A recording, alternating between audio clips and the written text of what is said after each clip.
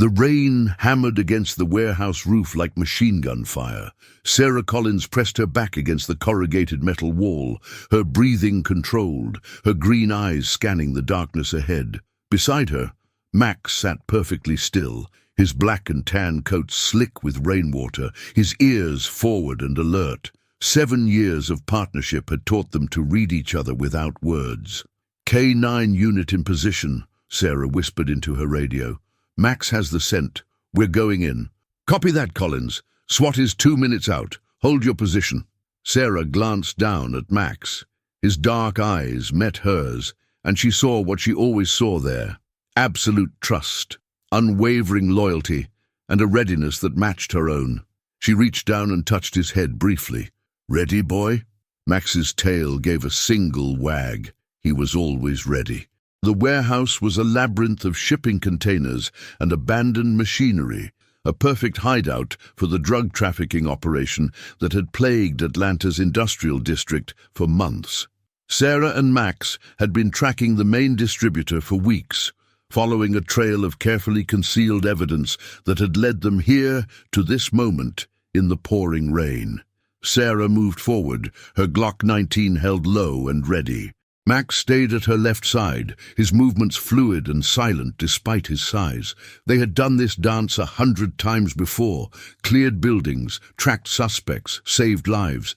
But tonight felt different. Sarah couldn't explain it, couldn't put her finger on what made the air feel heavier, the shadows darker. They entered through a side door that hung half open, its lock destroyed by bolt cutters. Inside, the warehouse smelled of rust, mildew, and something chemical that made Sarah's nose wrinkle. Max's nose twitched, processing 1,000 scents that Sarah would never detect. His body language shifted subtly, head lowering, muscles tensing. He'd found something. "Good boy," Sarah breathed. "Show me." Max moved forward, his paws silent on the concrete floor. He led her through a maze of containers, his nose working constantly, until he stopped at a large blue shipping container near the back of the building. He sat, his signal that he'd located what they were looking for. Sarah keyed her radio. "Target located. Southwest corner, blue container." Max confirmed narcotics. "SWAT is breaching the north entrance now. Hold for backup." But before Sarah could acknowledge, the container door burst open. 3 men spilled out, and the first one was already raising a weapon. Training took over. Sarah's Glock came up as she threw herself sideways, pulling Max with her behind a steel beam. Shots rang out, deafening in the enclosed space, bullets sparking off metal. "Max, down!" Sarah commanded, and the Malinois dropped flat. She returned fire, her shots precise and controlled. One of the suspects went down, clutching his leg. The other 2 scattered, running deeper into the warehouse. "Suspects fleeing! 2 armed males heading east!" Sarah shouted into her radio, already moving. "Max, seek!" Max exploded into motion. Despite the gunfire, despite the chaos, he did what he was trained to do. He tracked. His nose found the scent trail instantly, and he was off like a missile, Sarah running hard behind him. They burst through a doorway into a smaller room filled with wooden crates. One of the suspects was trying to climb through a high window. "Atlanta PD, stop!" Sarah ordered. The man turned, his gun coming around. Max didn't hesitate. 80 pounds of pure muscle and training launched through the air. Max hit the suspect in the chest, his teeth finding the man's forearm, the gun clattering away. The man screamed, falling backward with Max on top of him. "Max, out!" Sarah commanded, her weapon trained on the suspect. Max released immediately, backing off but staying alert, his eyes locked on the downed man. Sarah moved in quickly, holstering her weapon and pulling out her cuffs. Within seconds, the suspect was secured, still whimpering about his arm. "One in custody," Sarah reported. "Where's the second?" The crack of gunfire cut her off. Bullets chewed through the wooden crates beside her, splinters exploding. Sarah dove, rolling behind a heavy crate, Max scrambling with her. More shots, systematic and controlled. This wasn't panic fire. This was someone who knew what they were doing. "Max, stay!" Sarah commanded, her voice sharp. She couldn't risk Max in a gunfight like this. She peered around the crate, trying to locate the shooter. The muzzle flash gave him away. He was positioned behind a forklift, using it for cover, firing in controlled bursts. Sarah's mind raced. The SWAT team would be here any second, but seconds could mean the difference between life and death. She needed to keep this guy pinned, keep him from escaping or getting a better position. She returned fire, forcing him to duck, buying time. That's when she heard it. A door slamming, footsteps running. The shooter was making a break for it. "Suspect fleeing through the east exit," Sarah shouted, already moving. "Max, seek!" They burst through the door into the rain-soaked night. The suspect was running across the yard, heading for the fence line. Max was already ahead of Sarah, his powerful legs eating up the distance. The suspect looked back, saw the dog gaining on him, and raised his weapon. Sarah's heart froze. Time seemed to slow. She was too far away. Her angle was wrong. She couldn't get a clean shot without risking Max. "Max! Down!" But Max had already read the threat. The years of training, the hundreds of hours of work, all condensed into one fluid motion. As the suspect's finger tightened on the trigger, Max juked left, then right, a zigzag pattern that made him impossible to target. The shots went wild, and then Max was on him, hitting him low, going for the legs instead of the arm, a takedown that sent both of them tumbling across the wet asphalt. Sarah was there in seconds, her knee in the suspect's back, cuffing him while Max maintained his grip. "Good boy, Max, out!" Max released, backing off, his tail wagging now, the job done. Sarah couldn't help but smile even as she fought to catch her breath. 7 years, and he still amazed her. SWAT flooded the area moments later, securing the scene, taking custody of the suspects.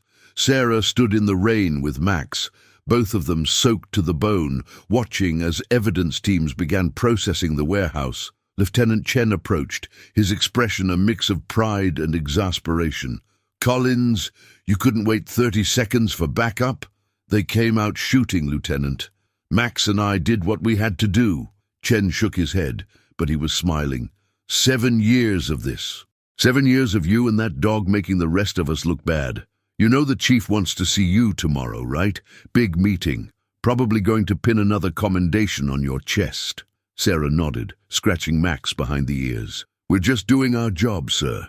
"Yeah, well, you do it better than anyone else." Chen glanced at Max. "Both of you, now get out of here. Get that dog dried off and fed. You've earned it." The drive back to the K9 facility was quiet. Sarah kept one hand on the wheel and one on Max, who sat in his special compartment in the back, his head resting near her hand. She could feel his warmth, his steady breathing, her partner, her best friend. Back at the facility, Sarah went through the familiar routine. She toweled Max off, checked him over for any injuries, fed him, and spent time just sitting with him while he ate.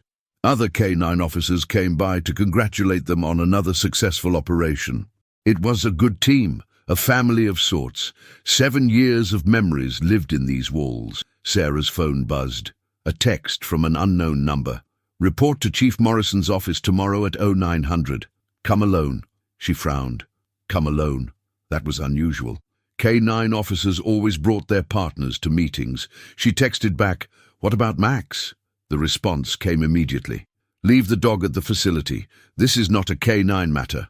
Something cold settled in Sarah's stomach. Not a K9 matter? After 7 years, everything in her life was a K9 matter. She looked at Max, who had finished eating and was now staring at her with those intelligent dark eyes, as if sensing her unease. "It's probably nothing, boy," she said, more to reassure herself than him. "Maybe a promotion.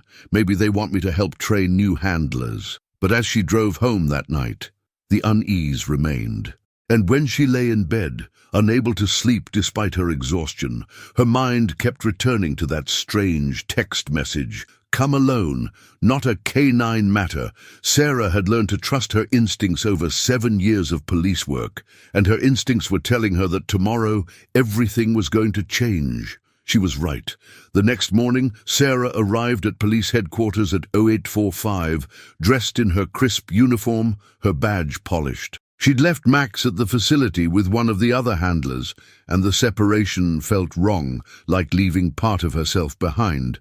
The officer at the front desk directed her to Chief Morrison's office on the 3rd floor. But when she reached the office, she found more than just Chief Morrison waiting. There were 2 people she'd never seen before. A man and a woman, both in dark suits that screamed federal agents. They had that look, hard eyes, confident postures, people who were used to operating in shadows. "Officer Collins," Chief Morrison said, standing behind his desk. "Thank you for coming. Please, have a seat." Sarah sat, her back straight, her hands folded in her lap. She glanced at the 2 strangers, then back at the chief. "Sir, what's this about?" Morrison looked uncomfortable, which was unusual for him. He'd been a cop for 30 years and usually faced everything with unflappable calm. "Sarah, these are agents from a specialized government organization. They've asked to speak with you. I've been instructed to give them full cooperation." The woman stepped forward. She was tall, with short blonde hair and ice-blue eyes. British accent, Sarah noted immediately. "Officer Collins, my name is Agent M. This is Agent Tanner. We've been observing your career with great interest." "Observing my career?" Sarah's cop instincts were firing on all cylinders now. "Why?" "Because," said a new voice from the doorway, "I recommended you." Sarah turned, and her breath caught. The man standing in the doorway was older, maybe in his late 50s, with silver hair and sharp blue eyes. He wore an expensive suit and moved with the grace of someone who'd spent a lifetime in dangerous situations. But what struck Sarah most was the aura of absolute confidence that surrounded him. She knew this man. Everyone knew this man, even if they'd never met him. James Bond stepped into the office and smiled at her. "Hello, Sarah. I think it's time we had a talk about your future." Sarah stared at James Bond, her mind struggling to process what was happening. This couldn't be real. James Bond, the actual James Bond, was standing in Chief Morrison's office talking about her future. She'd heard rumors, of course. Everyone in law enforcement had heard whispers about the legendary British agent with a license to kill. But seeing him in person was something else entirely. "I'm sorry," Sarah managed, her voice steadier than she felt. "Did you just say you recommended me for something?" Bond moved into the room with the easy confidence of someone who owned every space he entered. He pulled out a chair and sat across from her, his blue eyes studying her, with an intensity that made her feel simultaneously examined and valued. "I've been watching you for 6 months, Sarah. You and Max. Every operation, every case, every decision you've made in the field. That's a..." Sarah looked at Chief Morrison, who nodded slightly, confirming it was true. "That's surveillance. Why?" "Because I'm retiring," Bond said simply. "After 30 years of service to Her Majesty's Secret Service, I'm stepping away. And before I do, I wanted to ensure that the number I've carried, 007, goes to someone worthy of it." Sarah's throat went dry. 007. The most famous designation in espionage. She almost laughed, because this had to be some kind of joke, but Bond's expression was completely serious. Agent M stepped forward. "Sarah, what James is proposing is unprecedented. You would be the first woman to carry the 007 designation. You would also be the first agent to work with an active K9 partner in the field. This goes against decades of MI6 protocol." "Then why consider it?" Sarah asked. "Because protocol doesn't win wars," Bond said. "People do, skills do, instinct does. And you, Sarah Collins, have something that can't be taught in any training facility in the world. You have an unbreakable bond with a partner who would die for you and who you would die for. That kind of loyalty is rare. That kind of trust is invaluable." Sarah's mind was reeling. "I'm a cop. I track drug dealers and find missing persons. I'm not a spy." "You're more than a cop," Bond countered. "You think 3 steps ahead of your opponents. You read situations with the speed and accuracy of a computer. You've been shot at 17 times in your career, and you've never panicked, never frozen. And most importantly, you understand that strength isn't just about physical capability. It's about partnership, about knowing when to trust someone else to cover your weaknesses." He leaned forward. "I've seen you work with Max. The way you communicate without words. The way you trust him to do things that would terrify most handlers. That dog has saved your life 4 times, and you've saved his twice. That's the kind of partnership that makes the difference between success and failure in the field." "And if I say no?" Sarah asked. Bond smiled slightly. "Then you'll remain Officer Sarah Collins of the Atlanta Police Department, and you'll continue to do excellent work here. No one will think less of you. This isn't an order, Sarah. It's an offer. A choice." Chief Morrison spoke up for the first time since the introductions. "Sarah, I've been asked to tell you that if you accept this position, it will require you to resign from the department. Your service here will end. You'll cease to exist as Sarah Collins, Atlanta K-9 officer. The government will create a new identity, a new life for you. This is a one-way door." Sarah felt her heart pounding. Everything she'd built over 7 years, her reputation, her relationships, her life, would vanish. She'd become someone else, something else. And Max. What about Max? "Max comes with you," Bond said immediately. "He'll receive specialized training. We'll fit him with cutting-edge technology, cameras, sensors, communication devices. He'll become the world's first intelligence K-9, and he'll be yours. The partnership continues, Sarah. It just evolves." Sarah looked at Agent M. "What would I actually be doing? What's the mission?" Agent M pulled out a tablet and brought up a series of images, photographs of men and women, surveillance shots, intelligence reports. "The world is changing, Sarah. Traditional warfare is giving way to asymmetric threats. Terrorism, cyber attacks, criminal organizations with more resources than some countries.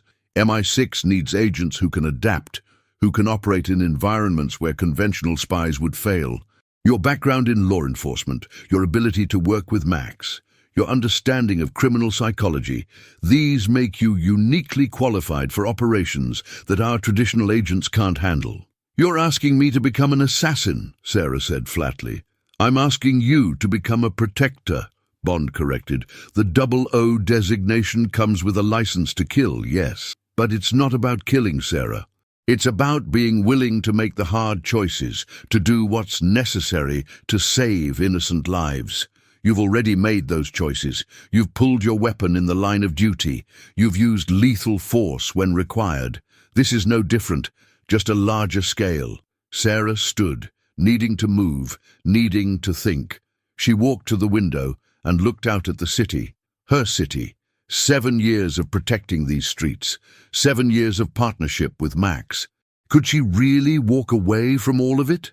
But even as she asked herself the question, she knew the answer. She'd always known, deep down, that she was meant for something more. Every time she'd felt frustrated by bureaucracy, by regulations that put criminals back on the streets, by the limitations of local law enforcement, she'd known there had to be a bigger battlefield, a more significant war to fight. "If I do this," Sarah said slowly, turning back to face them, "I do it my way. Max isn't just equipment, he's my partner. Any mission I take, he's part of the planning. Any decision that affects him, I have veto power. And if I ever feel that this organization is using us for something I can't morally support, I walk. No questions, no repercussions." Bond's smile widened. "I wouldn't expect anything less. Do we have an agreement?" Sarah took a deep breath. This was it, the moment that would define the rest of her life. She thought about Max, waiting for her back at the facility. She thought about all the cases they'd solved together, all the lives they'd saved. And she thought about all the lives they could save with more resources, better training, a global reach. "Yes," Sarah said, "we have an agreement." The next 6 weeks became the most intense period of Sarah's life. She was flown to a remote MI6 training facility in Scotland, a place that didn't officially exist on any map. Max came with her, and together they were introduced to a new world, a world of espionage, advanced technology, and lethal precision. The training was brutal. Sarah's days began at 0500 with a 10-kilometer run, followed by 3 hours of combat training. She learned Krav Maga, Brazilian Jiu-Jitsu, and a dozen other fighting styles. She learned how to kill with her hands, with weapons, with improvised items. She learned how to infiltrate secure facilities, how to crack safes, how to hack computer systems. She learned 17 different languages at a conversational level and became fluent in 3. But the hardest part wasn't the physical training or the intellectual challenges. It was learning to think like a spy instead of a cop. Cops worked within the law, building cases, collecting evidence. Spies operated in the shadows, breaking laws, manipulating people, doing whatever it took to complete the mission. James Bond visited her 3 times during the training. Each time, he watched her work, offered quiet advice, and reminded her why she'd chosen this path. "You're not becoming someone else, Sarah," he told her during his final visit. "You're becoming the fullest version of yourself. The cop was always too small a container for who you really are." Max's transformation was equally dramatic. The MI6 Technical Division fitted him with a custom tactical vest made from advanced ballistic fiber.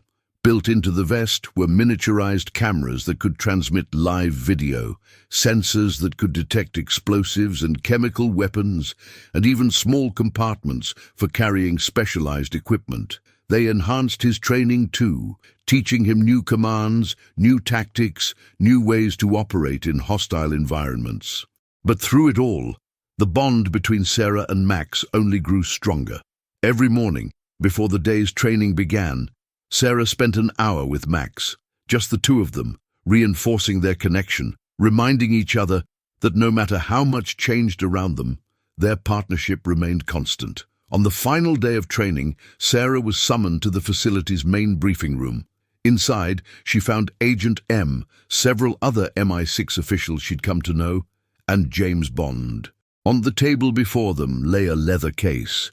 "Sarah Collins," Agent M said formally, "you have completed the most accelerated 00 training program in MI6 history. You have exceeded every expectation, broken records we didn't think could be broken, and proven beyond any doubt that James Bond's faith in you was justified." Bond stepped forward and opened the leather case.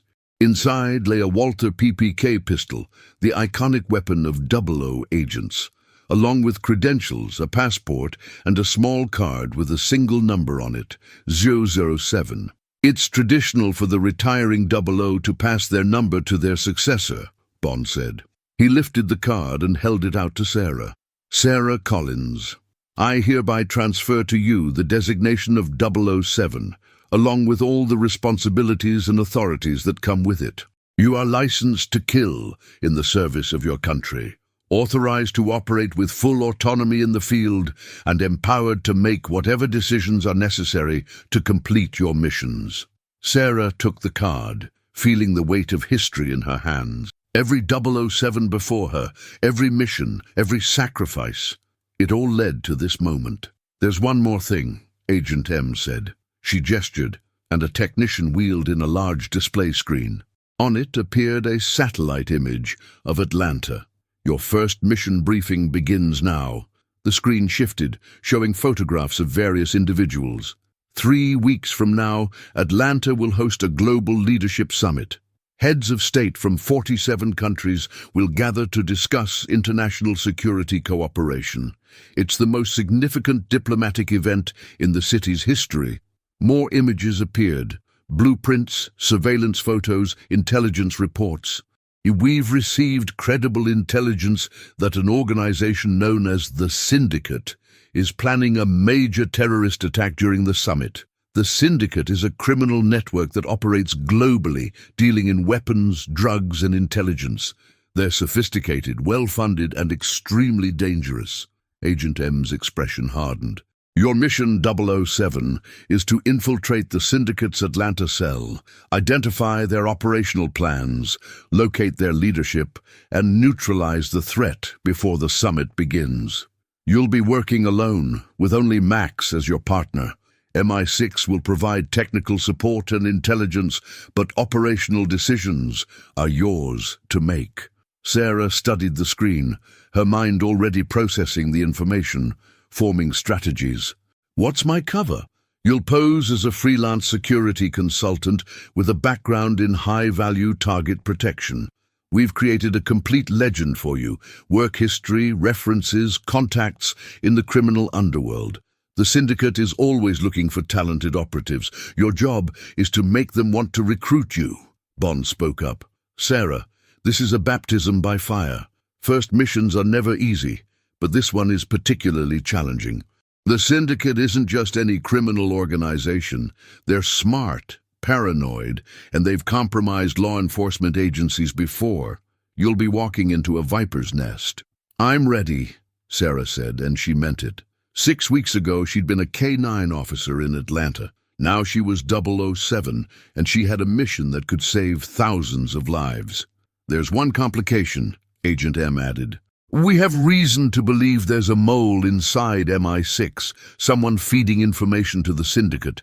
Until we identify the traitor, you can't trust anyone except the people in this room. And even then, limit your communications. The less anyone knows about your operations, the safer you'll be." Sarah nodded. "A mole. Of course there was a mole. Nothing was ever simple." The briefing continued for another 2 hours, covering every detail they had on the Syndicate, their known associates, their operational patterns. By the end, Sarah's head was swimming with information, but she'd absorbed all of it, catalogued it, cross-referenced it with her law enforcement experience. Finally, Agent M stood. "You leave for Atlanta tomorrow morning. A safe house has been prepared, your cover identity is in place, and your equipment will be delivered within 48 hours. Questions?" "Just one," Sarah said. She looked at Bond. "Any advice?" Bond smiled, that famous, slightly dangerous smile that had charmed and intimidated people across 6 decades. "Trust your instincts, trust Max, and remember, being 007 isn't about being perfect. It's about being willing to pay the price that others won't. Welcome to the world of shadows, Sarah. Try not to lose yourself in them." That night, Sarah sat in her quarters with Max, the leather case open on the table before her. The Walter PPK gleamed in the lamplight. The card with 07 seemed to pulse with significance. Tomorrow, her new life would truly begin. She ran her hand through Max's fur, feeling his warmth, his steady presence. "And what do you think, boy? Are we really ready for this?" Max looked up at her with those dark, intelligent eyes, and his tail wagged once. He was ready. He'd always been ready.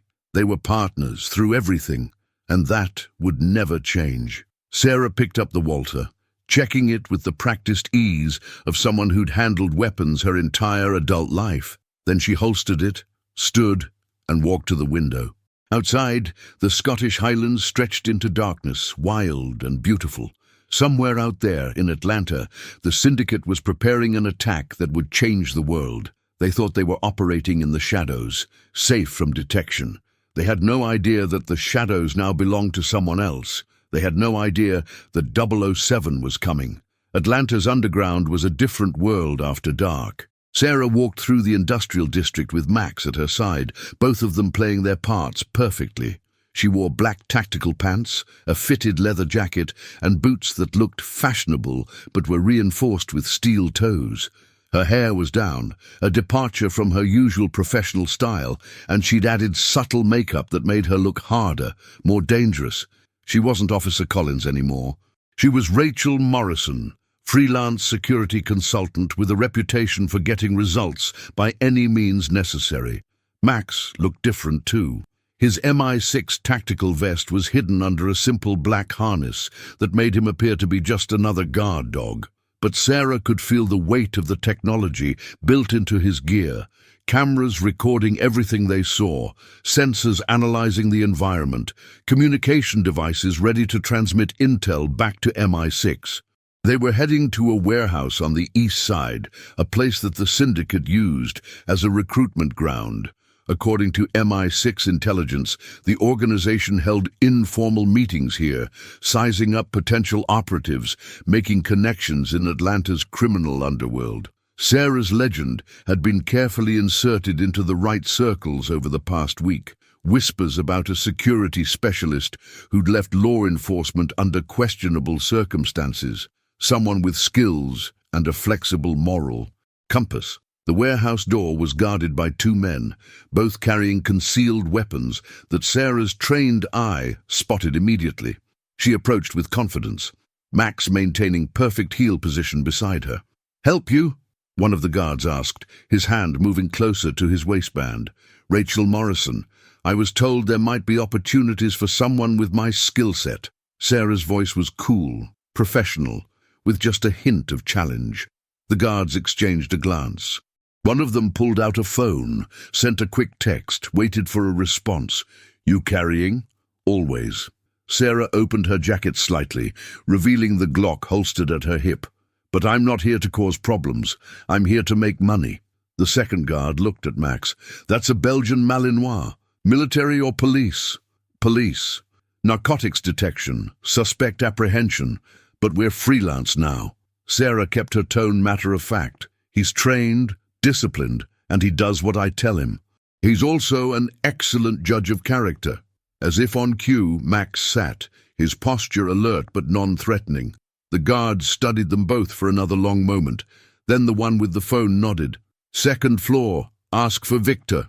Inside, the warehouse was exactly what Sarah expected, a front for criminal operations disguised as a legitimate business. The first floor held empty crates and old machinery. But as she climbed the metal stairs to the second floor, she could hear voices, smell cigar smoke, sense the presence of serious players. The second floor had been converted into a makeshift office space.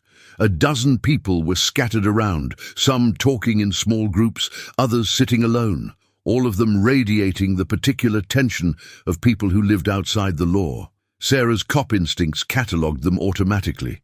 Weapons, body language, potential threats, possible exits. A man detached himself from a group near the back and walked toward her. He was tall, broad-shouldered, with cold grey eyes and a scar running down his left cheek. Victor, Sarah assumed. The way others deferred to him confirmed his authority. "Rachel Morrison," Victor said, his accent Eastern European. "I've heard interesting things about you." "All true, I hope," Sarah replied. "You left the Atlanta PD under unclear circumstances. Excessive force allegations. Evidence tampering accusations. Never formally charged, but you resigned before internal affairs could complete their investigation." Victor circled her slowly, like a predator assessing prey. "Impressive resume for someone so young. I did what needed to be done to close cases. The department didn't appreciate my methods." Sarah had rehearsed this story 100 times. The legend MI6 created was solid, backed by falsified records and paid informants who would corroborate her cover. Victor stopped in front of Max. "And this? My partner.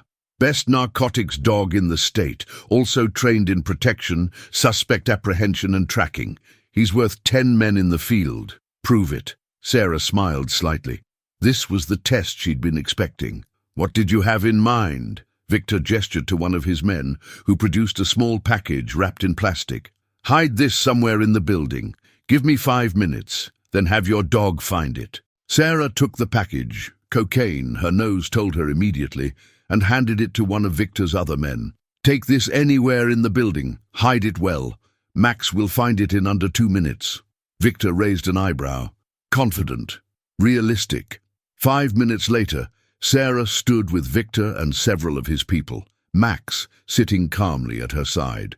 She'd noticed the cameras in the corners of the room. The Syndicate was recording this, testing her, but also documenting her capabilities. Good. That's what she wanted. "Max," Sarah said quietly. "Seek." Max's transformation was immediate. His nose went to work, his body moving with purpose through the space. Sarah followed, watching him process scents, eliminate false trails, zone in on his target. The Syndicate members watched with varying degrees of skepticism and interest. Max led them down to the first floor, through a maze of crates, directly to a storage locker in the far corner. He sat in front of it, his signal clear. Victor's man opened the locker. Inside, hidden behind tools and old equipment, was the package of cocaine. The entire search had taken 90 seconds. "Impressive," Victor admitted. "Very impressive. The dog's valuable. But what about you? What makes you worth our time? I'm a problem solver, Sarah said. I have law enforcement training, tactical skills, knowledge of police procedures and protocols. I know how they think, how they operate, what they look for. I can help you stay 3 steps ahead of them. And if things get physical, I can handle myself. Show me! This was the second test. Sarah had expected this too. Victor gestured to a large man standing nearby, probably 6'4", 250 pounds, all muscle. Dimitri, show Miss Morrison what happens to people who can't handle themselves. The big man grinned and stepped forward. The others formed a loose circle, creating an impromptu fighting ring. Sarah assessed Dimitri quickly. He was strong, probably used to intimidating people with his size, but she could see stiffness in his movements, old injuries that limited his flexibility. Don't hurt her too badly, Dimitri, Victor said. We might still have use for her. Sarah handed Max's leash to one of the observers. Stay, Max. She couldn't have Max interfering in a sanctioned fight. He sat, but she could see the tension in his body, his eyes locked on Dimitri. Dimitri came at her like a bull, all power and aggression.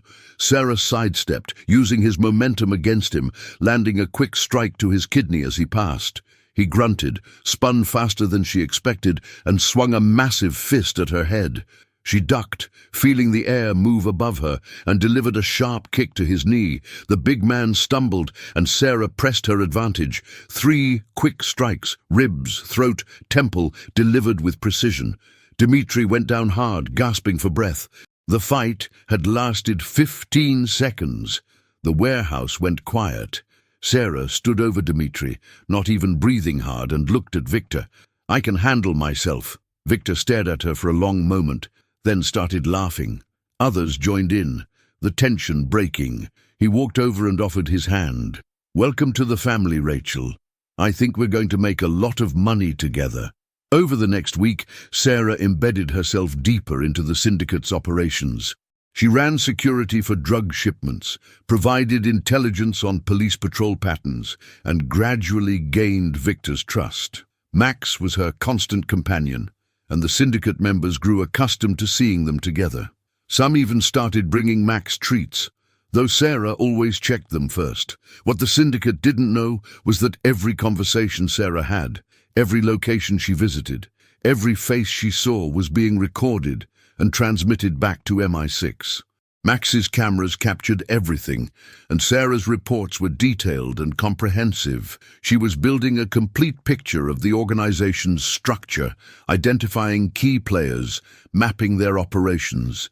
But she still hadn't found what she was really looking for, evidence of the planned attack on the global summit. The break came on day 9. Victor approached her with a special assignment. There's a meeting tomorrow night, high level, people from out of town. The boss wants extra security, someone who can think like a cop. I'm your person, Sarah said immediately. This is important, Rachel. These people are serious. If anything goes wrong, if there's even a hint of law enforcement, people die. Understand? I understand. Where and when? Victor gave her an address in the warehouse district, different from their usual location, and told her to be there at midnight. Bring the dog. The boss likes the idea of canine security. Says it's elegant. That night, Sarah transmitted a full report to MI6. Meeting tomorrow midnight, high-level Syndicate members. This could be it. The planning session for the summit attack, request surveillance support, and standby tactical team. The response came back encrypted.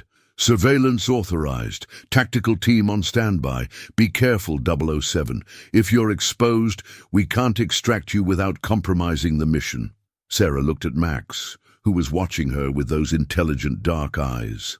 No pressure, boy. Just another day at the office.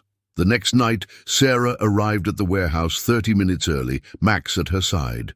The building was larger than their usual meeting place, with multiple levels and numerous rooms. A security nightmare or a defender's dream, depending on your perspective. She conducted a thorough sweep, identifying exits, potential choke points, positions where threats might emerge. Victor arrived with 4 other men, all heavily armed. The boss wants you upstairs. Check the room. Make sure it's secure. Sarah climbed to the third floor with Max, finding a large open space that had been set up as a conference room. A long table, chairs, even a projector and screen. This was serious. The Syndicate was planning something significant. She swept the room for listening devices, checked the windows for sight lines, examined the exits. Everything looked clean. Max did his own inspection, his nose cataloguing scents, his body language telling Sarah that he detected nothing immediately dangerous. People began arriving. Sarah positioned herself by the door, Max sitting beside her, both of them the image of professional security. She recognized some faces from her previous week of infiltration, but others were new, older, harder, with the air of people who'd spent decades in the criminal underworld. Then he walked in, and Sarah's blood ran cold. The man was perhaps 60, distinguished-looking in an expensive suit, with silver hair and sharp blue eyes. He moved with authority, and every person in the room deferred to him. This was clearly the leader, the architect of whatever the Syndicate was planning. But Sarah recognized him from MI6 intelligence briefings. His name was Alexei Volkov, a former KGB agent who'd gone private after the Cold War. He'd been linked to terrorist attacks, assassinations, and criminal operations across 3 continents. He was brilliant, ruthless, and extremely dangerous, and he was looking directly at her. "The new security consultant," Volkov said, his accent refined Russian. "Victor speaks highly of you, Miss Morrison." "I do my job well," Sarah replied, keeping her voice neutral. "And your companion?" Volkov looked at Max with interest. "A Belgian Malinois. Excellent breed. I once worked with similar dogs in Afghanistan. They're loyal, intelligent, lethal when necessary." "Max has all those qualities." Volkov studied her for another moment, and Sarah felt the weight of his gaze. This man had interrogated people, broken them, killed them. He knew how to read fear, detect deception. She kept her expression professionally neutral, neither too confident nor too submissive. "Secure the perimeter," Volkov said finally. "Make sure we're not disturbed. What we discussed tonight is worth millions of dollars. I'd hate for anything to compromise it." Sarah nodded and left the room with Max, taking up position in the hallway outside. Her heart was racing. This was it, the meeting she'd been trying to find. Inside that room, they were planning the summit attack. Every instinct told her to call in MI6 immediately, to have tactical teams swarm the building, to end this now. But she couldn't. Not yet. She needed evidence, proof of their plans. She needed to identify everyone involved, map the entire conspiracy. Moving too soon would just cause the Syndicate to scatter and regroup. Through the door, she could hear muffled voices.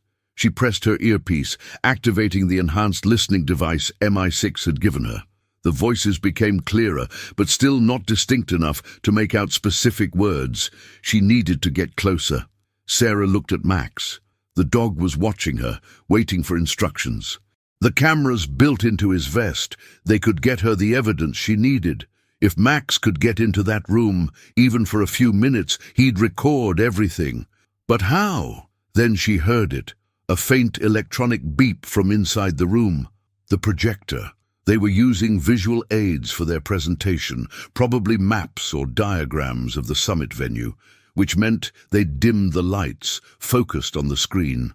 Sarah made a decision that went against every rule in the book. She opened the door quietly, just a crack, and whispered to Max, "Seek." Max understood immediately. He slipped through the gap, his black coat making him nearly invisible in the darkened room. Sarah watched through the crack as her partner moved like a ghost, staying low, positioning himself under the conference table, where he had a clear view of the screen and the faces around it. The camera in his vest was recording everything. Sarah pulled the door almost closed, leaving just enough gap for Max to return, and waited. Her hand rested on her Glock, ready for anything. If they discovered Max, if they realized what was happening, she'd have seconds to react.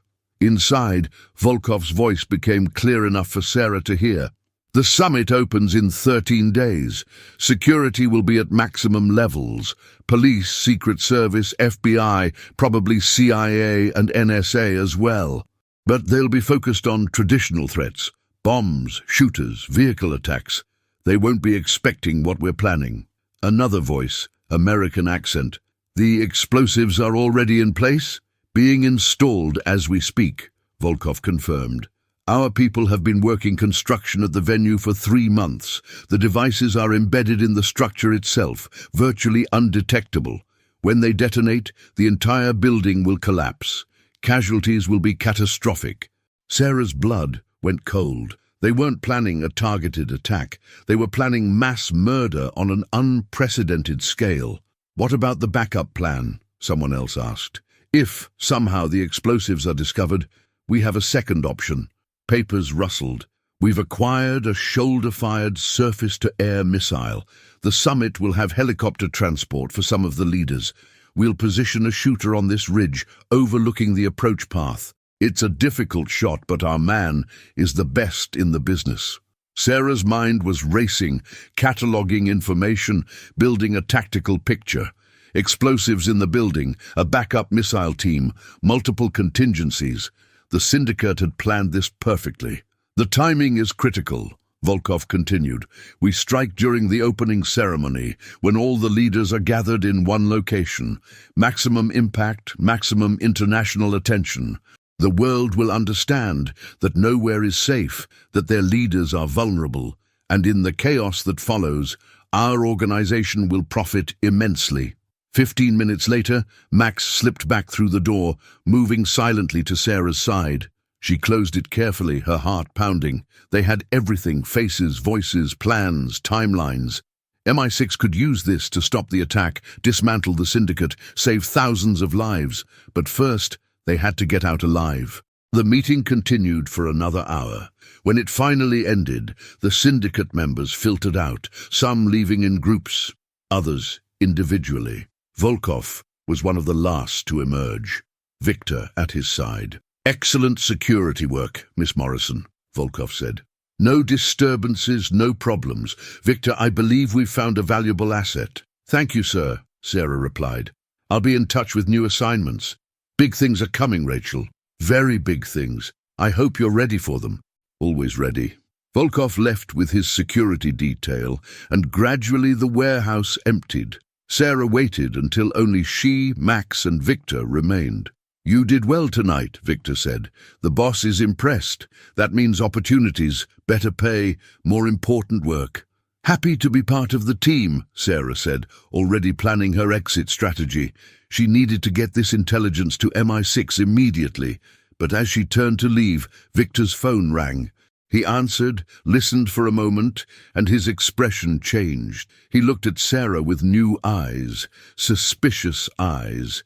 Yeah, she's still here, Victor said into the phone. I'll hold her. Sarah's hand moved toward her weapon, but Victor was faster. He had his gun out and pointed at her before she could draw. Don't move, Rachel, or whoever you really are. Max erupted into action, but Sarah stopped him with a sharp command. Max, stay! She couldn't let her partner get shot. Not for this. That was our tech specialist, Victor said, his voice deadly calm. Seems there were some irregularities in your background check. The dates don't quite match up. The references are just a little too perfect. The legend is good, I'll give you that. But it's still a legend. Sarah calculated her options. She was outgunned, in hostile territory, with no immediate backup. But she wasn't dead yet, which meant Victor wanted answers first. I don't know what you're talking about, Sarah said. Tell me who you work for, and maybe I'll make it quick. Lie to me, and you'll beg for death before the end. Other Syndicate members were returning, drawn by Victor's call. Sarah was surrounded, outgunned, and out of options. Max was growling now, his body coiled to attack, waiting for her signal. This was it, the moment where being 007 meant making the hard choice. Sarah smiled. You really want to know who I work for? Tell me. I work for myself. Max, attack! All hell broke loose. Max launched himself at Victor like a guided missile. 80 pounds of muscle and fury hit the man's gun arm, jaws clamping down with bone-crushing force. Victor screamed, his weapon clattering to the floor. Sarah was already moving, drawing her Glock and firing 3 precise shots. 2 Syndicate members went down, clutching leg wounds. The third dove for cover. "Max, out!" Sarah commanded, and Max released Victor's arm, immediately repositioning to Sarah's left side. They were a tactical unit now, moving as one entity through the chaos. Sarah grabbed Victor by his collar and yanked him in front of her as a human shield. More Syndicate members were flooding into the warehouse, weapons drawn. "Nobody moves or Victor dies," Sarah shouted, pressing her Glock against his temple. "You're dead," Victor gasped, cradling his mangled arm. "You're both dead. There's no way out." "There's always a way out," Sarah replied. She was calculating angles, distances, probabilities. The main exit was blocked by at least 6 armed men. The windows were 3 stories up. The stairwell behind her led down, but that's where more Syndicate members would be coming from. That left one option. Sarah fired twice at the large industrial window to her right, shattering the glass. Still holding Victor, she backed toward it, Max staying perfectly positioned at her side. The Syndicate members were spreading out, trying to flank her, but none wanted to risk hitting Victor. "You can't jump," Victor said. 3 stories onto concrete. You'll break every bone in your body." Sarah smiled grimly. Who said anything about jumping? She'd noticed it during her initial security sweep. The building next door was only 8 feet away, with a flat roof 1 story lower. Difficult, but possible. She holstered her Glock, grabbed Victor's gun from the floor, and fired at the sprinkler system overhead. Water erupted, creating instant chaos and reducing visibility. "Max, with me." Sarah released Victor, took 3 running steps, and launched herself through the broken window. Time seemed to slow. Sarah was airborne, the ground 3 stories below, the adjacent building's roof approaching fast. Max jumped a split second after her, his powerful legs propelling him through the air. Sarah hit the roof hard, rolled to absorb the impact, came up in a crouch. Max landed beside her, stumbled slightly but recovered immediately. Behind them, gunfire erupted. Bullets chewed up the roof around them, but Sarah and Max were already running. They reached the far edge of the building, found a fire escape, and descended at breakneck speed. More Syndicate members were spilling out of the warehouse below, pointing, shouting. Sarah hit the ground running. Max was beside her, matching her pace effortlessly. They sprinted through the industrial district, ducking between buildings, using every tactical movement she'd learned in training. Vehicles roared to life behind them, the Syndicate mobilizing for pursuit. Sarah's phone buzzed in her pocket. She pulled it out while running, saw the encrypted message from MI6. "Extraction team inbound. Proceed to coordinates." GPS coordinates appeared on her screen. 2 kilometers south, an abandoned factory. Sarah changed direction, Max adjusting instantly. They could hear vehicles getting closer, searchlights sweeping the darkness. The Syndicate wasn't going to let them escape easily. A car screeched around a corner ahead of them, blocking their path. Sarah didn't slow down. She drew her Glock, fired twice at the driver's side tire, and veered left into an alley. The car's tire exploded, sending the vehicle into a spin. "Good shot," a voice said in her earpiece, the MI6 communications specialist. "But you've got 3 more vehicles converging on your position. Get to the extraction point, 007. Sarah ran harder, her lungs burning, her legs pumping. Max was breathing hard too, but he wasn't slowing. They'd trained for this. Endurance under combat conditions, maintaining performance while under fire. They burst out of the alley into an open area, the abandoned factory visible ahead. And that's when she saw it. An MI6 tactical vehicle, black and armored, waiting with its doors open. 2 agents in tactical gear were providing cover fire, keeping the Syndicate vehicles at bay. "Move, move, move!" one of them shouted. Sarah and Max covered the final 100 meters in seconds. They dove into the vehicle, and it was already accelerating before the doors fully closed. Bullets sparked off the armored hull, but they were safe. They'd made it. Sarah collapsed onto the seat, gasping for breath, her adrenaline still surging. Max was panting heavily, his tongue lolling, but his tail was wagging.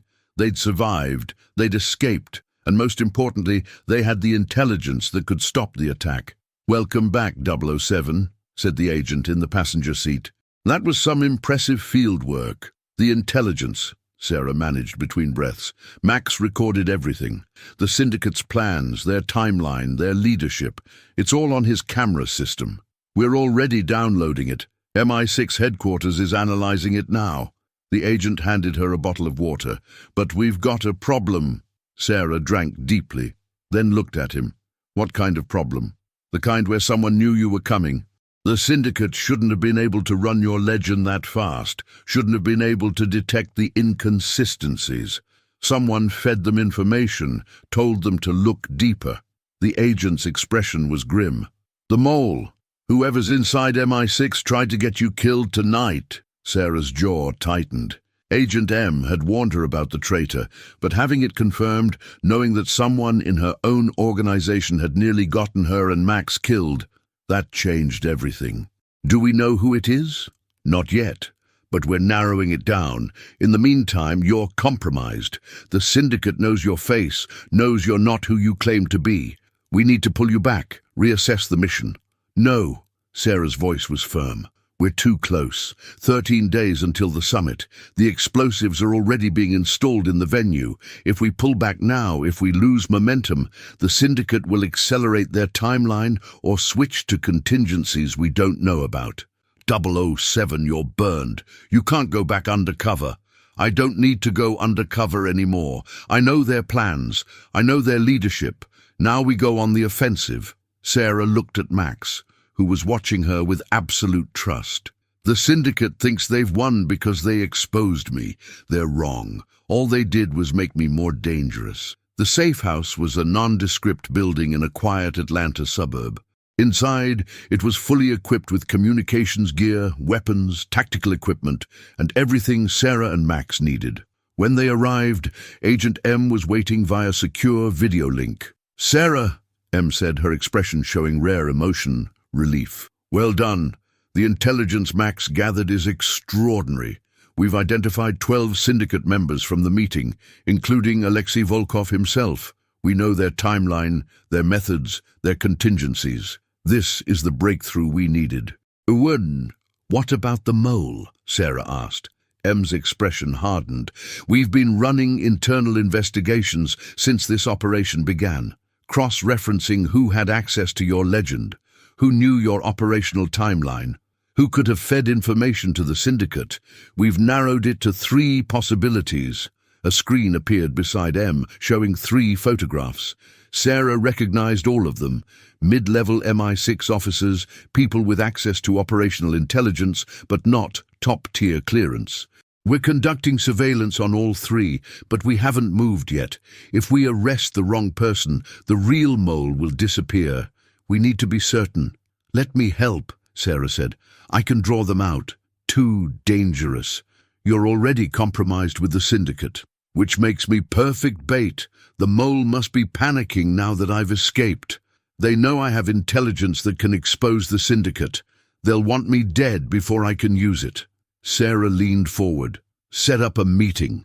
Tell only those 3 suspects that I've returned with critical intelligence and will be debriefing at a specific location. Then we watch and see who takes the bait." M considered this for a long moment.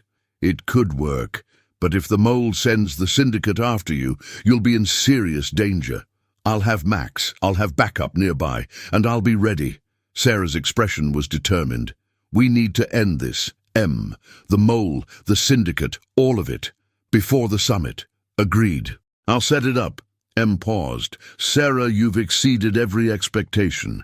James Bond chose well when he recommended you. But please, be careful. 007 isn't just a number, it's a legacy. Don't throw it away on a risky play." "Understood. But sometimes risk is the only way forward." The trap was set for the next night. MI6 leaked information to the 3 suspects. 007 would be at an abandoned office building on the south side, reviewing intelligence, preparing for a final assault on the Syndicate. The location was isolated, easy to surveil, perfect for an ambush. Sarah arrived 2 hours early with Max, conducting a thorough sweep. MI6 had positioned snipers on nearby buildings, hidden surveillance teams in vehicles around the perimeter, and a rapid response team on standby. But Sarah would be the visible presence, the bait that would draw out either the mole or the syndicate, or both. She sat in the empty office on the third floor, Max at her side, and waited. 30 minutes after the scheduled meeting time, her tactical earpiece crackled. Movement, 3 vehicles approaching from the east, syndicate signatures confirmed. So the mole had taken the bait. They'd sold her out to the syndicate again. "Let them come," Sarah said calmly. "We'll find out who they are when they think they've won." The syndicate members entered the building carefully, professionally.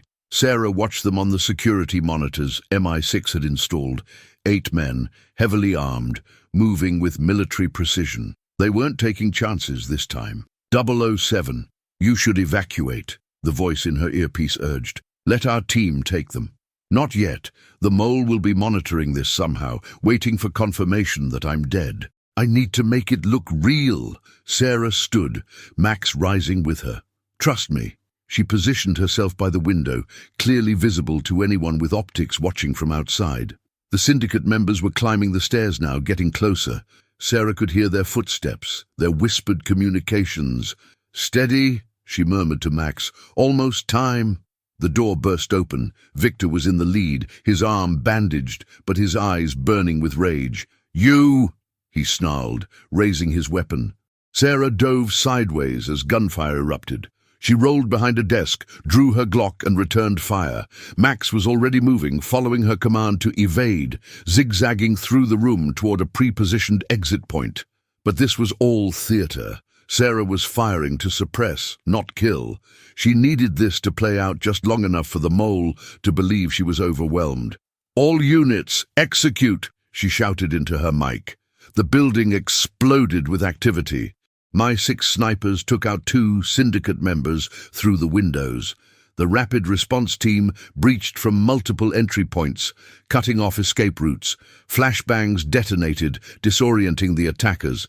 In less than 30 seconds, the ambush had been reversed. Victor tried to run, but found himself surrounded. He looked at Sarah with pure hatred. "This isn't over. The summit attack will happen. You can't stop it." "Watch me," Sarah replied. The syndicate members were secured, loaded into vehicles, whisked away for interrogation. Sarah stood in the ruined office, watching it all unfold. Max was beside her, unharmed, his tail wagging slightly. Another successful operation. Her phone buzzed. A text from M. "We have our mole.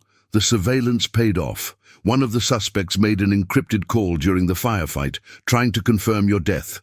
We traced it, intercepted it. He's in custody now." Relief flooded through Sarah. One major threat eliminated, but the syndicate's plan was still in motion.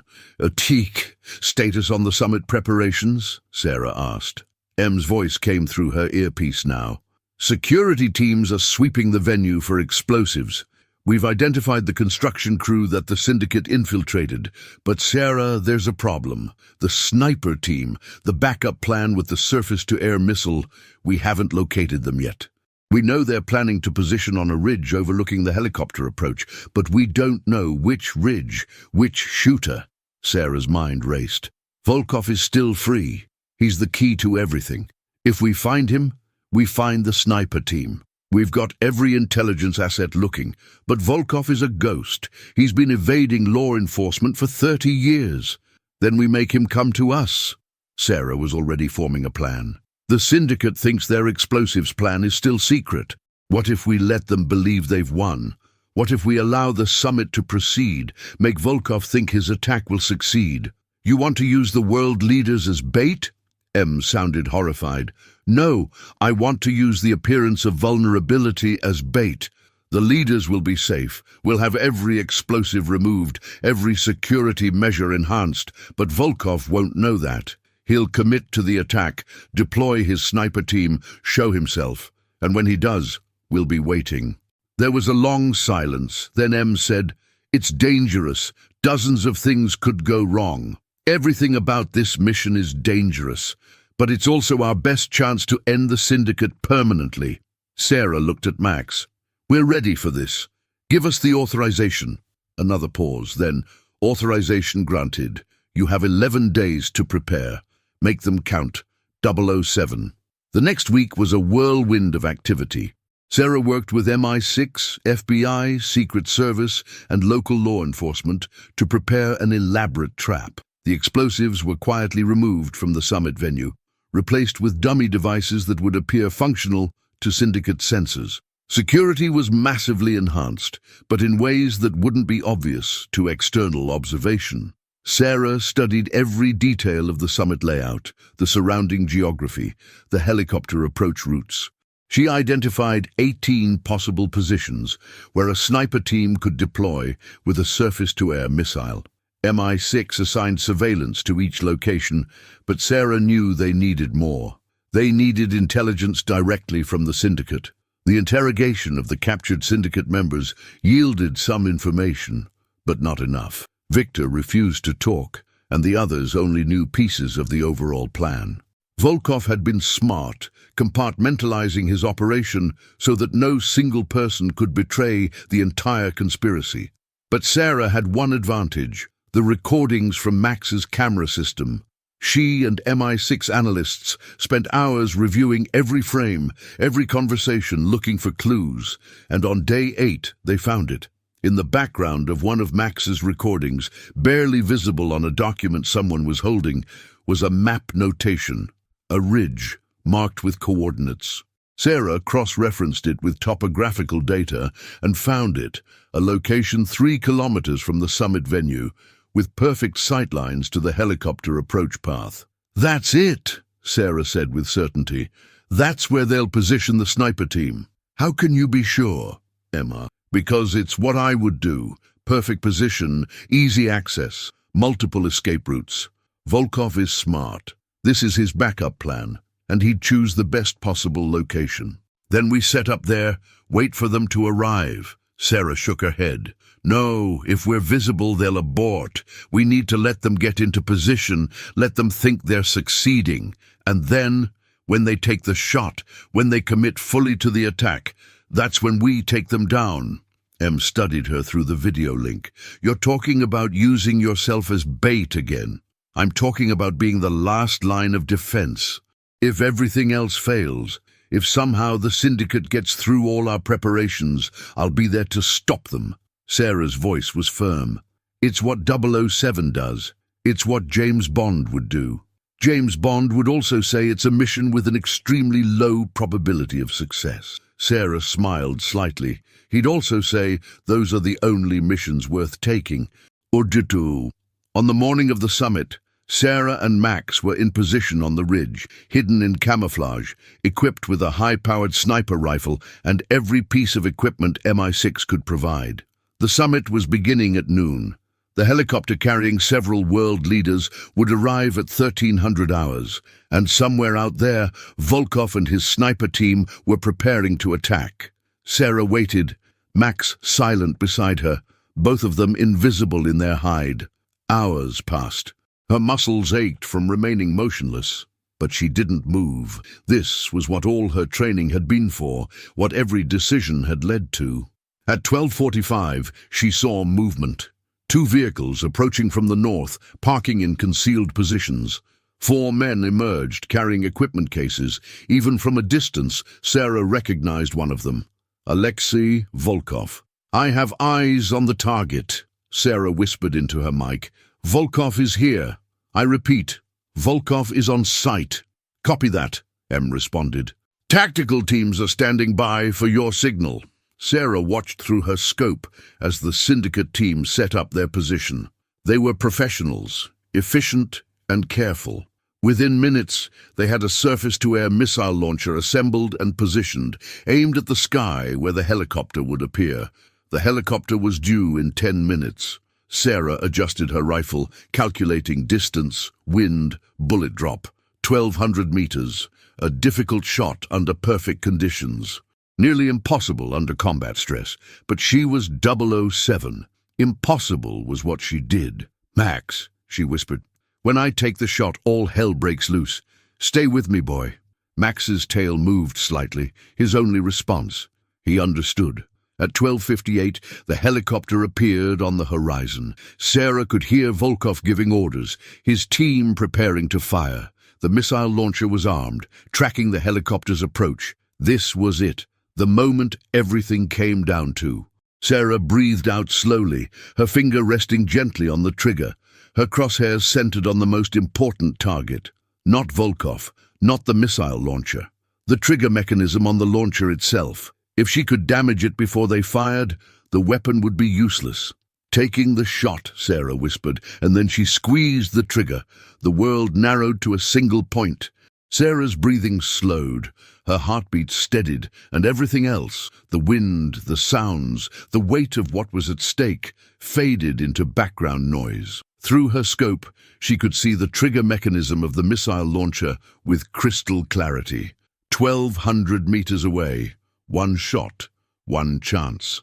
She squeezed the trigger. The rifle kicked against her shoulder. The bullet traveled at over 2,500 feet per second, covering the distance in less than 2 seconds. Sarah watched through her scope as it struck true.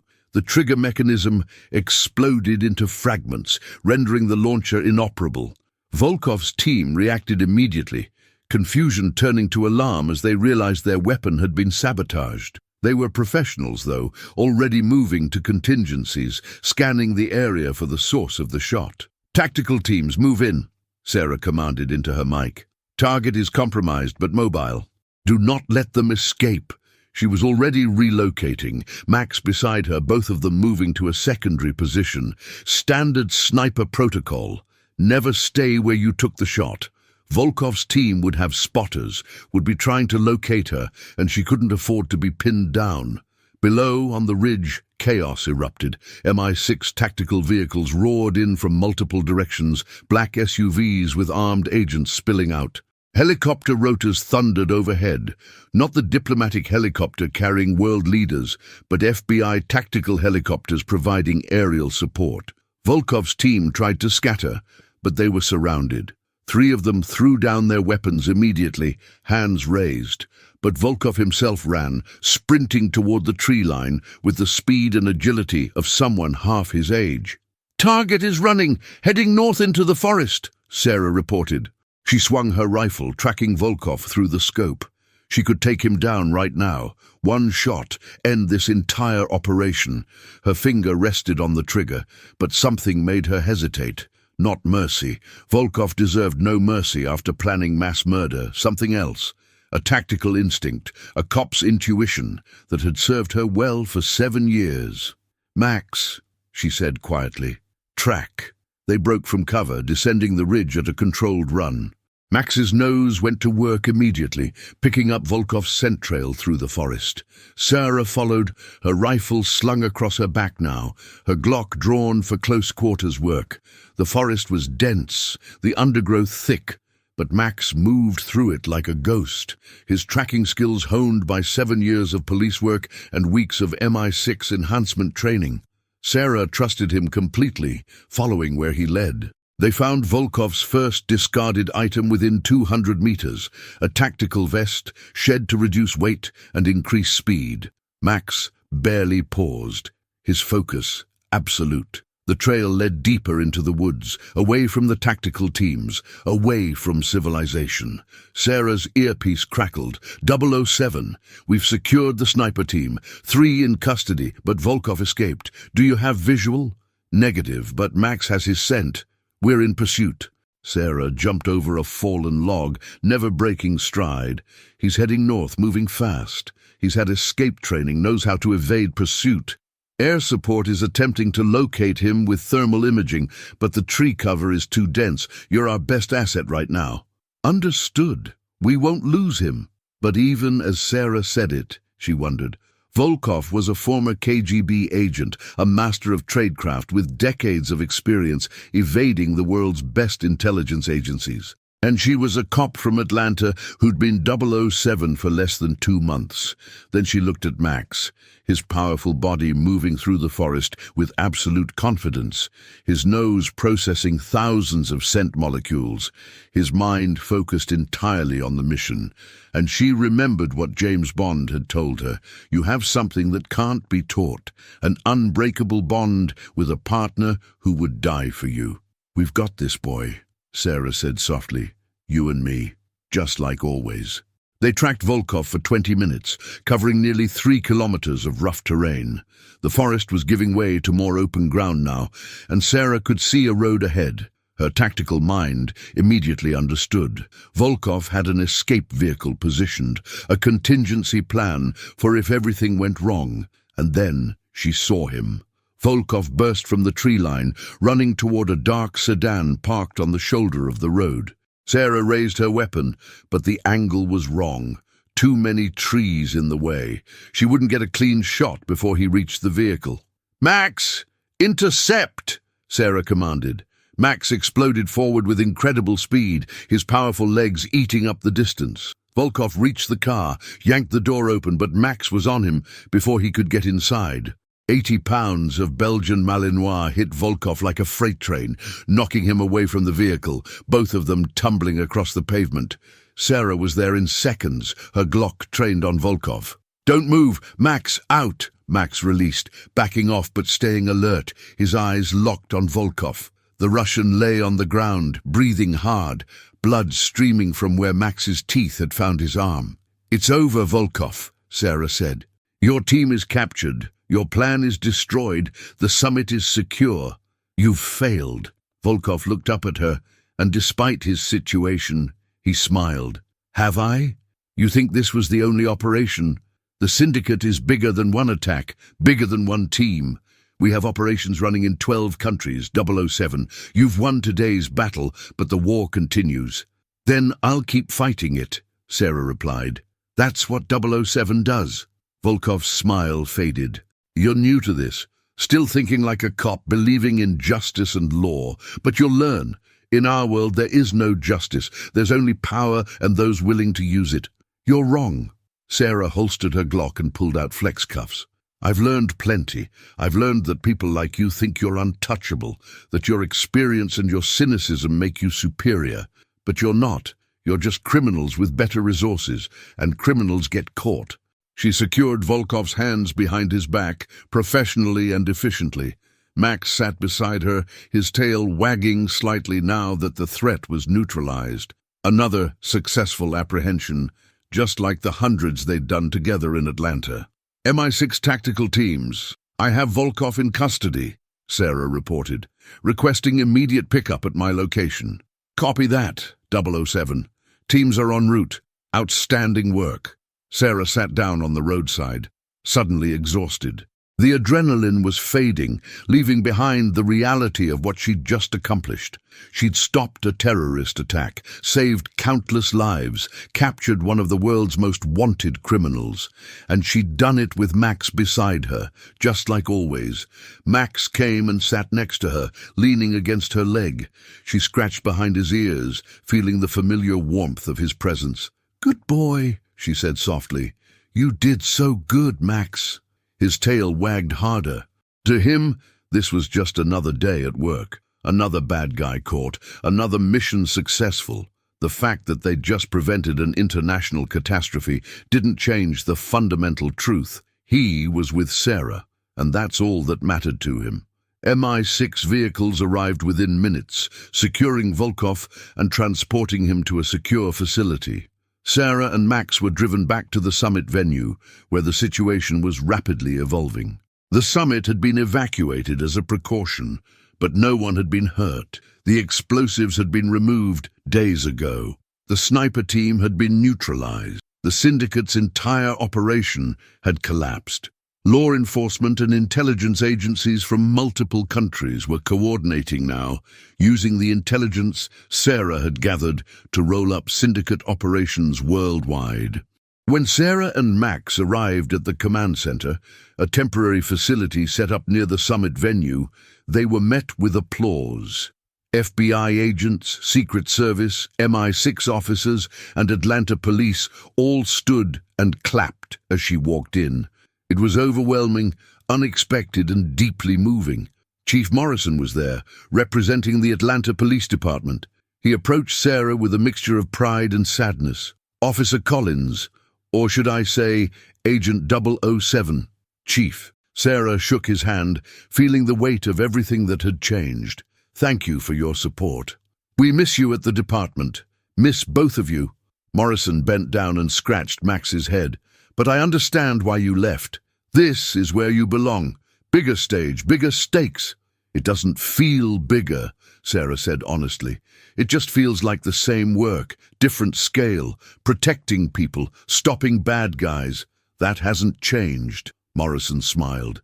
"That's what makes you good at it. You never forgot what the job is really about." He straightened, his expression becoming more serious.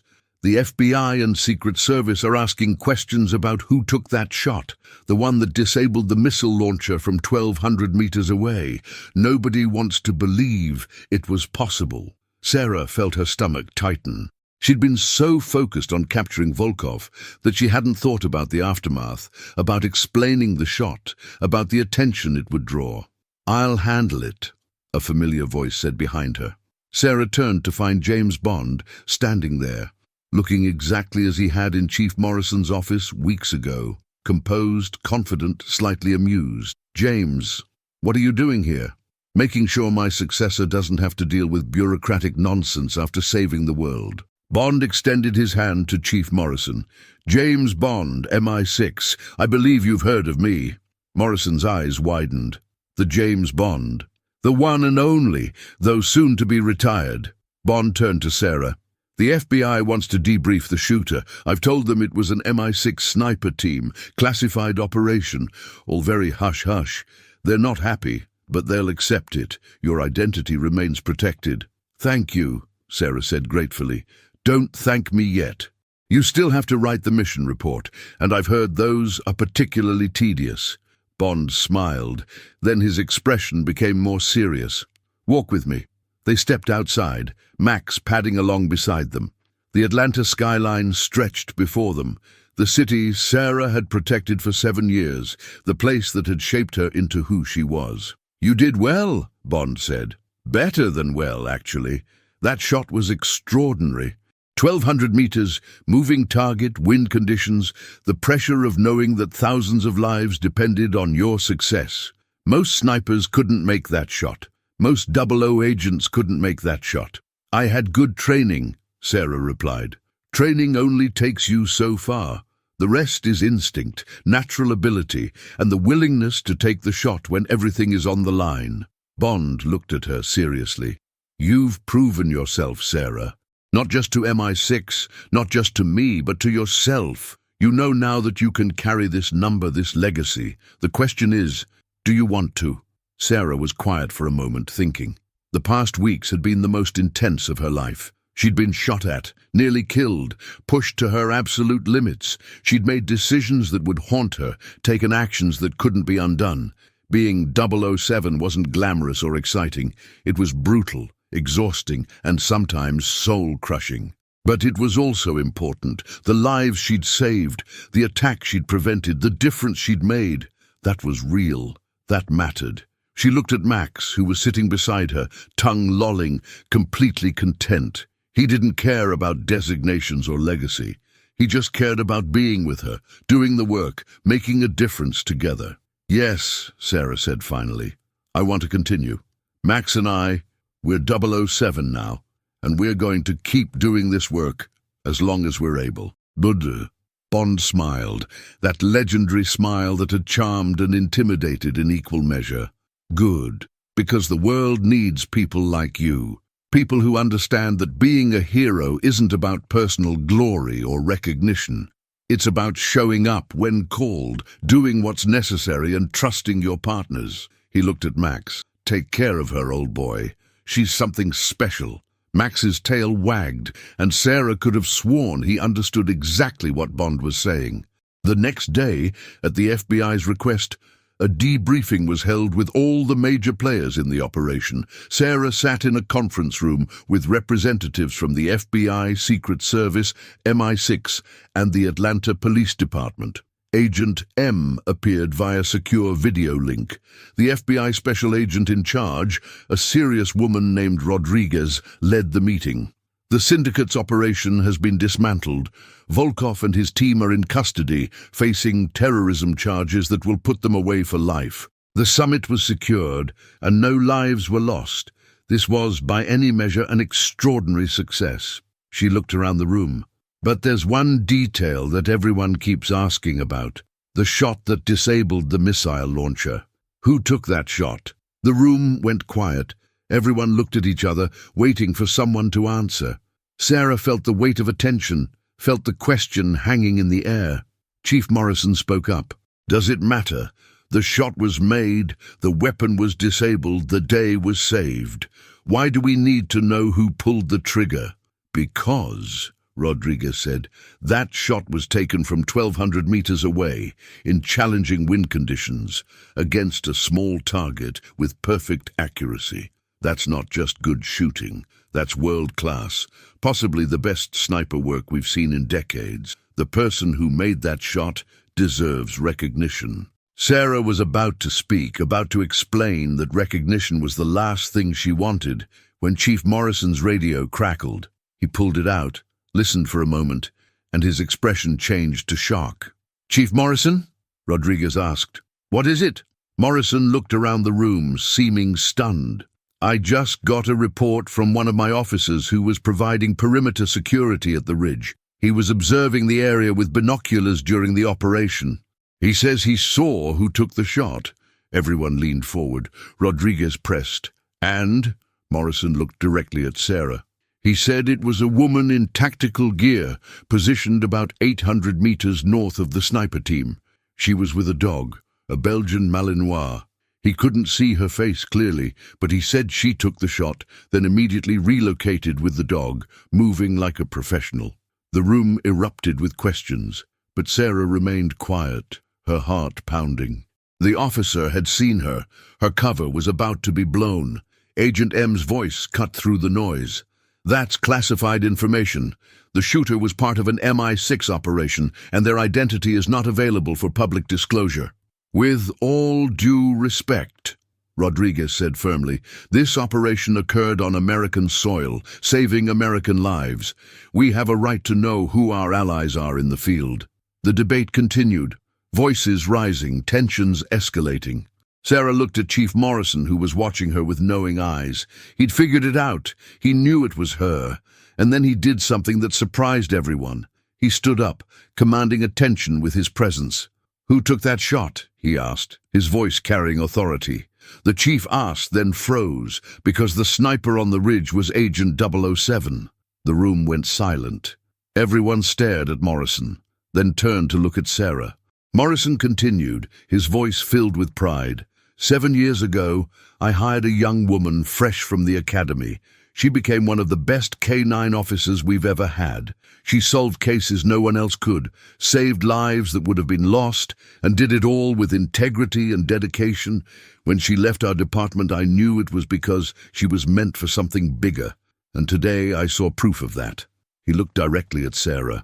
"Officer Collins, Agent 007, you've made Atlanta proud, you've made your country proud, and you've proven that the legacy of that number is in the best possible hands." The room remained silent for a long moment. Then, one by one, people began standing. The FBI agents, the Secret Service, the MI6 officers, the Atlanta police, all of them rose and applauded. Sarah stood, overwhelmed by the recognition, by the support, by the realization that her secret was no longer secret.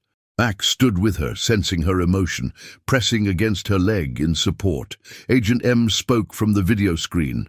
"Sarah Collins, you have conducted yourself with distinction as Agent 007. Your actions have saved thousands of lives and disrupted a major terrorist organization. On behalf of His Majesty's Secret Service, and with the full support of our allied agencies, I officially confirm you as the permanent holder of the 007 designation." More applause. Sarah felt tears threatening, fought them back. She'd done it, she'd proven herself, and she'd done it with Max beside her, just like always. Later that night, Sarah returned to the safe house with Max. The mission was over, the Syndicate was dismantled, and Volkov was in custody. Tomorrow she'd begin debriefing with MI6, processing the events of the past weeks, preparing for whatever came next. But tonight, she just wanted to be with Max, to decompress, to process everything they'd been through together. She fed Max his dinner, watching as he ate with the same enthusiasm he'd always had. Despite everything, the training, the technology, the dangerous missions, he was still just Max, still her partner, still her best friend. When he finished eating, he came and sat beside her on the couch. Sarah put her arm around him, feeling his warmth, his steady breathing. "We did it, boy," she said softly. "We actually did it." Max looked up at her with those dark, intelligent eyes, and his tail wagged.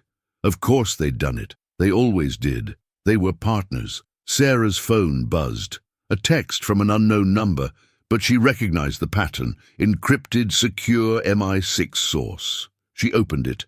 The message was simple. "Well done, 007. The world is safer because of you and Max. Enjoy your victory. More missions will come soon enough. But tonight, rest. You've earned it. JB, James Bond, still watching, still mentoring, still part of this, even in retirement." Sarah smiled and put the phone down. She looked out the window at Atlanta's skyline, the city lights glowing in the darkness. Somewhere out there, people were going about their lives, completely unaware of how close they'd come to disaster. And that was fine. That's how it should be. 007 operated in the shadows, so others could live in the light. "What do you think, Max?" Sarah asked. "Think we can do this again? Take on the next mission, face the next threat, save the next lives?" Max's answer was simple. He laid his head on her lap, closed his eyes, and went to sleep. He wasn't worried about the future. He trusted Sarah completely, knew they could handle whatever came next. And really, that was all the answer Sarah needed. She was Agent 007 now. She had a license to kill, a legendary number to uphold, and a world full of threats to face. But she also had something no other 00 agent had ever had, a partner who would stand beside her through everything, who would never betray her, who loved her unconditionally. Sarah closed her eyes, feeling Max's warmth, his steady breathing. Tomorrow would bring new challenges, new missions, new threats. But tonight, they could rest. They'd earned it. And somewhere in the darkness, the world slept a little safer, protected by a woman and her dog, who'd proven that the most powerful weapon in espionage wasn't technology or training. It was loyalty. It was trust. It was the unbreakable bond between partners. It was 007,